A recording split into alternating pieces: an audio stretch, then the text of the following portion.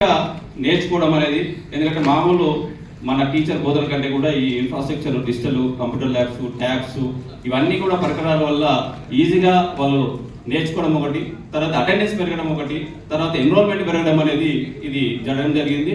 తర్వాత మెయిన్గా పిల్లలు ఇప్పుడు సెల్ఫ్గా ఇప్పుడు డిజిటల్ లిటరసీలో కూడా వాళ్ళే పీపీటీలు తయారు చేయడము, ఇమేజెస్, వర్డ్, ఎక్సెల్ అన్నీ చేయడం కూడా చేస్తూ ఉన్నారు. చాలా వాటిల్లో కూడా పార్టిసిపేట్ చేయడం కూడా జరిగింది. తర్వాత ఇవన్నీ కూడా యూట్యూబ్ లింక్ ఉన్నాయి సార్, వాళ్ళు ఎక్కడెక్కడైతే పార్టిసిపేట్ చేశారో అవన్నీ కూడా ప్రాజెక్ట్స్లలో పెట్టడం జరిగింది.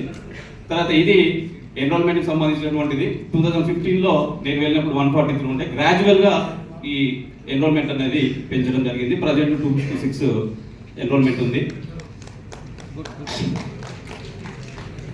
తర్వాత అదేవిధంగా ఎస్ఎస్సి రిజల్ట్స్ కూడా మెయిన్గా నేను ఫోకస్ చేయడం జరిగింది. అంతకుముందు 30, 40, 50 వరకే ఉంటుండే రిజల్ట్, కానీ ఎవ్రీ ఇయర్ దాదాపుగా ఒక్క సంవత్సరం 2017 తప్పితే మిగతా ప్రతిసారి కూడా అబౌవ్ 60, 70 తీసుకోవడం జరిగింది. మొన్న కూడా 90.3 రిజల్ట్ అనేది రావడం జరిగింది. ఇది ఎల్ఓస్, మెయిన్గా నా ఫోకస్ ఏంటంటే ఎల్ఓస్. ప్రతి క్లాస్లో కూడా ఎల్ఓస్.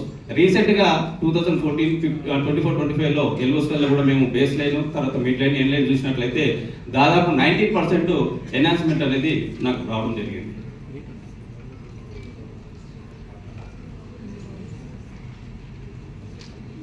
కొంచెం బ్యాక్ ఇంకా బ్యాక్ ఒకసారి ఎల్ఓ చూపించండి. Back back back right. ఒక్క నిమిషం అది ఎక్స్ప్లెయిన్ చేయండి పెరిగాయా సార్. 6th క్లాస్లో స్ట్రెంత్ 52, బేస్ లైన్లో ఉన్నప్పుడు 15, యావరేజ్ అన్ని అంటే తెలుగు, హిందీ, ఇంగ్లీష్, మ్యాథ్స్ అన్నిట్లలో లర్నింగ్ అవుట్కమ్స్ యావరేజ్ తీసుకున్నప్పుడు 15 పాయింట్ ఉంది. తర్వాత మిడ్ లైన్ 22, తర్వాత ఇప్పుడు ఎన్ లైన్లో 31%. సో 31. ఆ విధంగా టోటల్గా నేను పర్సంటేజ్ తీసుకున్నప్పుడు నాకు ఉన్నటువంటి 218 దాంట్లో 146, తర్వాత ఇది 67% మార్చినప్పుడు ఆ విధంగా లర్నింగ్ అవుట్కమ్స్ అనేది ఎన్హాన్స్ కావడం అనేది జరిగింది సార్. నెక్స్ట్ సార్ ఇది వస్తుంది బ్యాక్ బ్యాక్.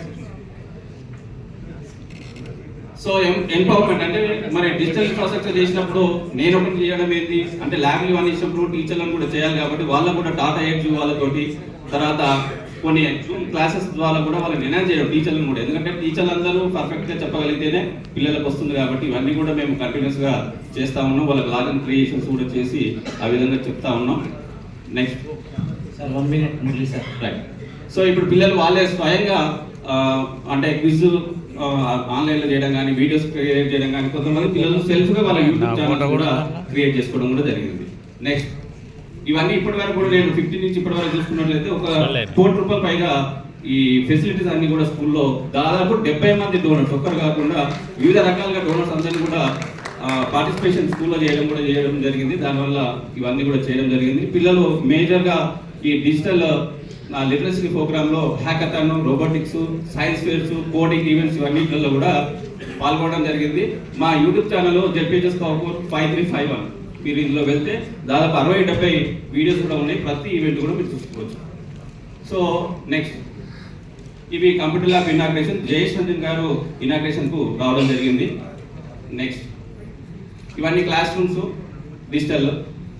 నెక్స్ట్ సో పిల్లలు పాల్గొన్నటువంటి ఇన్ఫోసిస్ వేరే కంపెనీలలో కూడా వీళ్ళు పార్టిసిపేట్ చేయడం జరిగింది.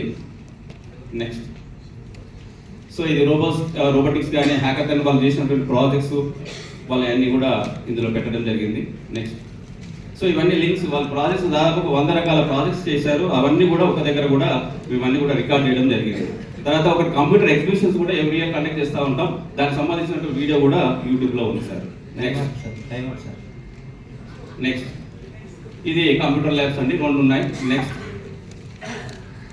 సో సమ్మర్ క్యాంప్ కూడా అంటే ఎవ్రీ ఇయర్ కూడా సమ్మర్ క్యాంప్ 22, 23, 24 3 ఇయర్స్ కూడా మేము చెప్పి ఈ డిజిటల్ అనేది ఇంప్రూవ్ చేస్తాం. Next project sir. Right. So these back. So last Devasena madam కూడా ఒక్కసారి బ్యాక్. సో మేడం కూడా పేరెంట్ టీచర్ మీటింగ్లో వచ్చి అప్రిషియేట్ చేయడం కూడా జరిగింది దేవసేన మేడం గారు. అదేవిధంగా మా యాన్యువల్ డే ప్రోగ్రామ్ కూడా చీఫ్ గెస్ట్గా రావడం జరిగింది. సో ఇది ఎడ్యూషూర్ అనే మ్యాగజైన్లో కూడా మాది ఎస్సీఆర్టీ వెబ్సైట్లో కూడా రావడం జరిగింది sir. Thank you. Thank you sir.